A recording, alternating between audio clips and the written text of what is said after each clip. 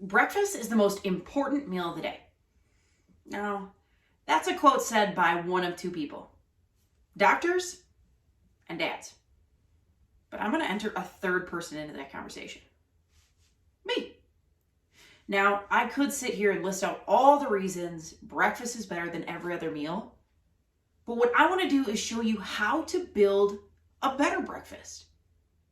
But if you want to know why skipping breakfast is such a big deal, click the link below for what happens when you skip breakfast. In this video, I'm going to show you what makes a good breakfast, how much you should eat for breakfast, and what time you should eat breakfast. Let's start with what makes a good breakfast. People always want to make a big deal about breakfast foods. Well, what should I eat? Is this a good breakfast food? Does this make for a good breakfast? The reality? There's no perfect breakfast. And while we're at it, traditional breakfast food does not need to be eaten at breakfast. Just like you can have breakfast for dinner or lunch, you can also have your dinner or breakfast foods for breakfast. Now, I know that can be a little bit weird sometimes, but there have been plenty of times where leftovers have just worked, where I had tacos for breakfast and it tasted great. When it comes to my recommendations for breakfast, I have two rules. Number one, high nutrient. Throughout the day, your body is burning through fuel. Now, not just the fuel that we put into our body, the calories, but other things like vitamins and minerals that are essential to keeping us going and healthy.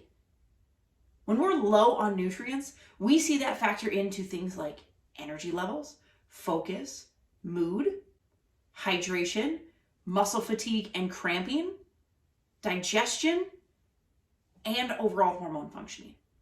A good breakfast helps to restore the nutrients before you get behind by those busy day-to-day tasks. My second rule has to be a high protein meal. Protein is easily the macronutrient that's hardest for individuals to hit. Makes sense though, as the traditional American diet is really high in processed carbs and not so good fats. So the idea behind a high protein breakfast is to get ahead on our protein goal for the day by starting at the time where you have the most motivation, the most willpower. And breakfast foods offer a great number of options to get protein in. Let's not forget that protein is also the most satiating nutrient, meaning it's going to help keep you fuller longer so that lunchtime doesn't creep up and those afternoon cravings don't get the best of you.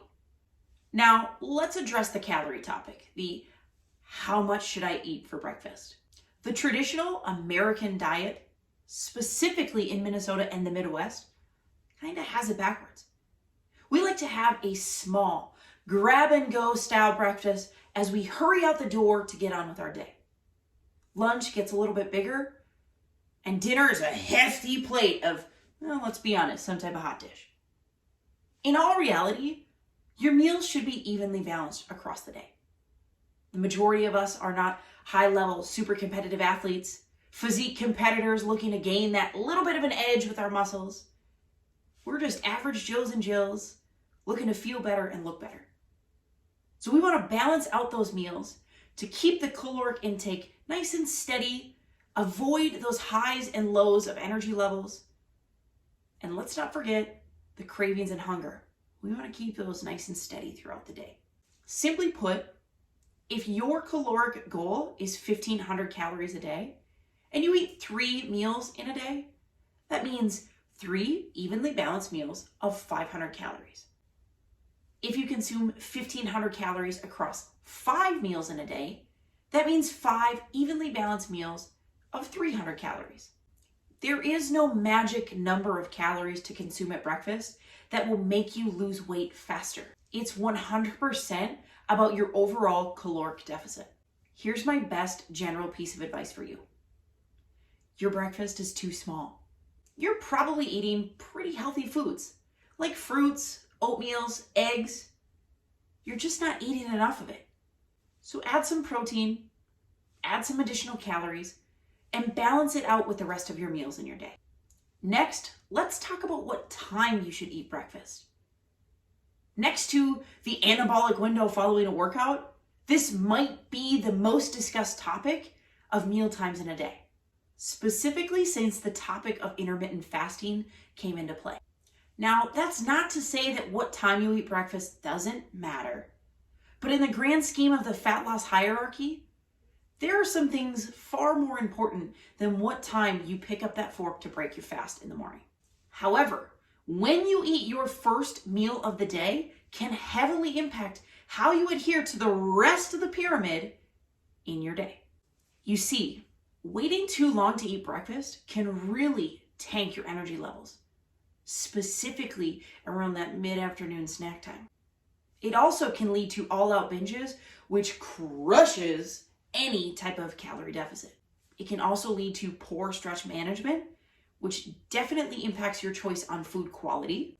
It crushes willpower, which makes the bad foods look even better than the good food. And last, it can lead to a lot of nutrition frustration.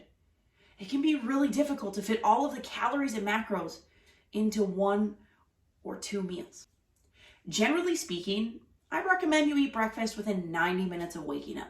Throughout research, this appears to be the sweet spot. Something that's going to keep you full past that mid-morning snack time into lunchtime, avoiding the tank in energy levels, leaving you dragging by that mid-afternoon, and to prevent the cravings at nighttime because you're short on calories. So what video would this be if I didn't leave you with some breakfast recommendations? Because you may know what makes a good breakfast, how much you should eat for breakfast, and what time you should eat breakfast. But that still doesn't answer the question of what. So here are my top 5 recommendations for breakfast. Number 1, my favorite, breakfast burritos. I have breakfast burritos every day. 2 tortillas, eggs, egg whites, some veggies, and a little bit of cheese. Tastes delicious. Number 2, yogurt bowls or parfaits. Put some Greek yogurt, a great protein source, your favorite fruits, maybe a little bit of granola to add a crunch, and you're set. Number 3 has to be the easiest prep when it comes to breakfast. Egg bakes. Egg bakes are something you can make over the weekend, the night before, or even the morning of. Mix all the ingredients together, put it in the oven, and you're ready to go. That's it. Number 4, overnight oats or oatmeal. Oatmeal comes in stovetop or microwave packages these days.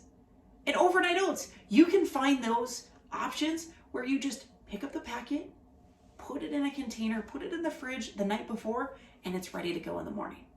Last but not least, smoothies. Just a warning, if you have sleeping friends in the house or dogs, blenders aren't always great in the morning. But smoothies make a great breakfast because of the protein you can add through Greek yogurt, egg whites, or protein powders. The berries fill you up with nutrients, and the vegetables that you can hide in there so you don't actually taste them. Now, I know. Jordan, I just want the recipes. I get that, which is why I want to invite you to our 7-day Better Breakfast Builder Challenge. If you want to join in the challenge to get free recipes, free advice on the best breakfast for you, and the accountability to knock that out, click the link below, get signed up, and get started with the 7-day Better Breakfast Challenge.